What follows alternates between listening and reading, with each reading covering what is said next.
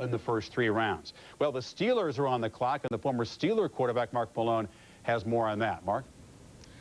Well, thank you very much, Chris. There's no secret here for the Steelers. They have many needs, especially on the defensive side of the football. The loss to free agency of cornerback Deon Figures and Willie Williams, their top 2 out of 3 cover corners to free agency leaves them very thin. And when you look so far in the first round, only 4 cover corners have gone.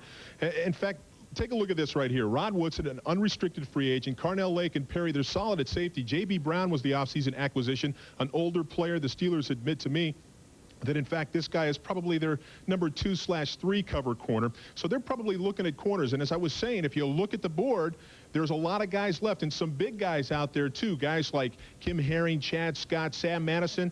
I would expect one of these guys is going to get picked by the Steelers. Chris? Mark, despite the run on defensive backs, if there are some guys that the Steelers like at that position, that would seem to be a likely pick. Back to New York now, and Chris Berman.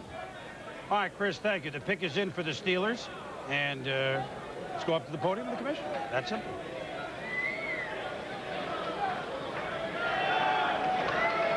With the 24th pick in the first round, the Pittsburgh Steelers select Chad Scott, defensive back from the University of Maryland.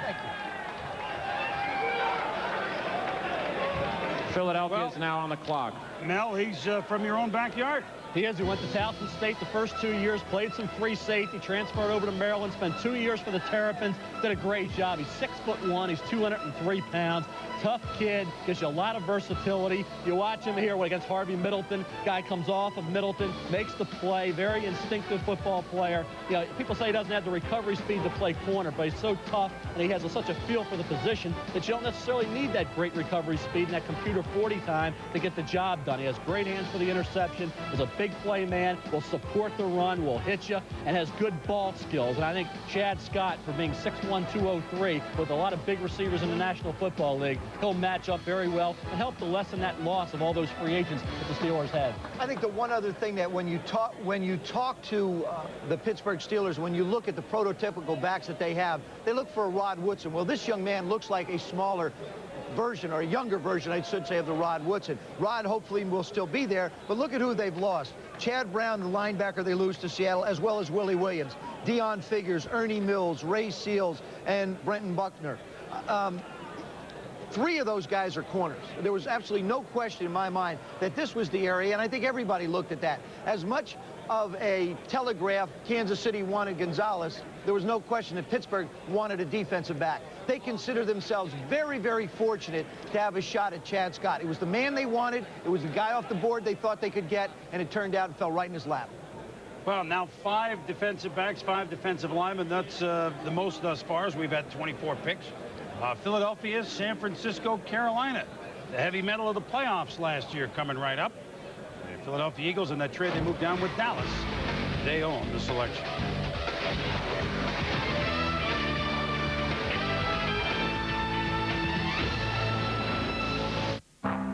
It all started with this dime tip.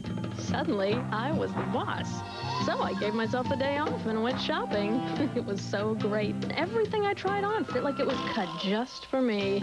Later at the salon, Candace Bergen shows up with my phone bill. This'll make your day.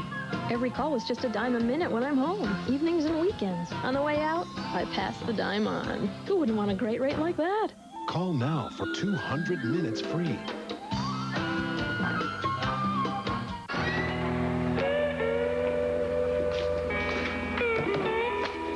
Hey, Brett, these guys have a beer menu. This beer is made with lingonberries. Ooh, and this one has a dash of espresso. Aura of forbidden coconut. 2 Coors. Since 1873. Original Coors. Pure and simple. Peach medley. You see this? This beer has beer in it.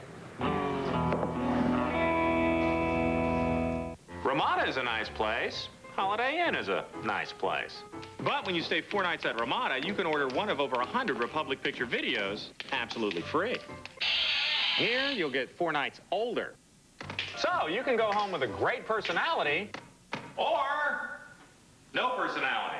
And maybe that's why last year, 23 million people chose Ramada over Holiday Inn. All things being equal, we're better. So call 1-800-2-RAMADA.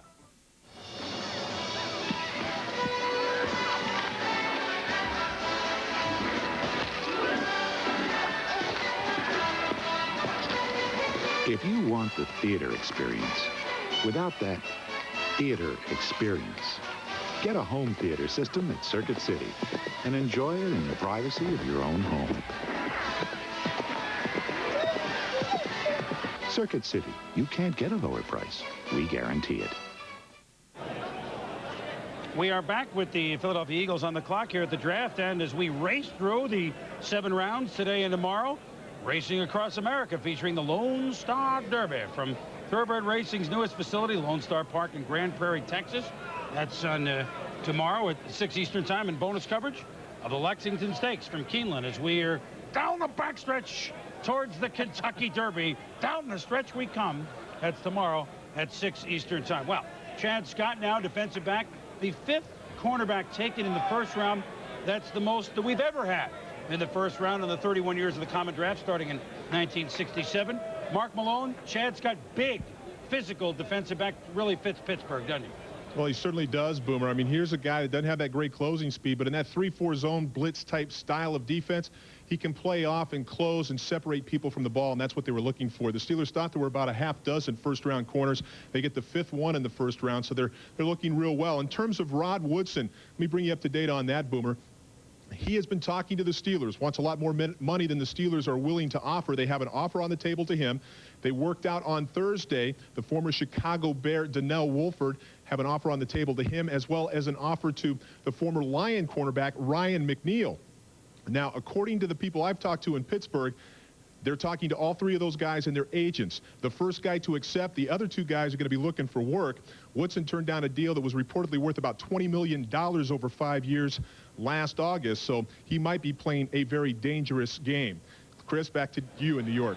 Well, it's certain that Rod Woodson, Mark, is not quite the player that he once was. But on guile, on experience, I mean, he's still, I mean, he may not be one of the all-time 75 anniversary team quarterbacks, which, by the way, he was. But don't you think that he is still a top corner? Or no, has he lost that much with the knee injury, and he was so bold to come back in the Super Bowl that maybe in retrospect that might have hurt him? Who knows? I don't think so, Chris. I think he's a very important part of what they do. And again, he fits into what the Pittsburgh Steelers try and do defensively. He gives you that big guy off the corner. He's a good run supporter. He can run with any receiver. We look at the physical size of the receivers that play in the AFC Central. He can match up with them from a physical standpoint. I think his game is more physical, and the speed part of it has always been there. Now he's got to work on the techniques and the other aspect of it. He still fits in very well to what the Pittsburgh Steelers want to do. I think if Rod does stay there, you don't have to go through and teach somebody a new type of a system. You bring in a big rookie that can help out and make plays for you. Obviously, you're decimated. You've lost 3 corners. I don't think you can lose a 4th and wind up with a lack of experience in the secondary, which it looks like Pittsburgh may wind up with if they don't sign Rod. Well, they have lost. They have been hurt by free agency more than any other team. Oh. I'm sure if the Pittsburgh Steelers don't sign Rod Woodson, and you hate to see that happen, he should play his whole career with the Steelers. The romanticists that we are in sports, we like to see that happen.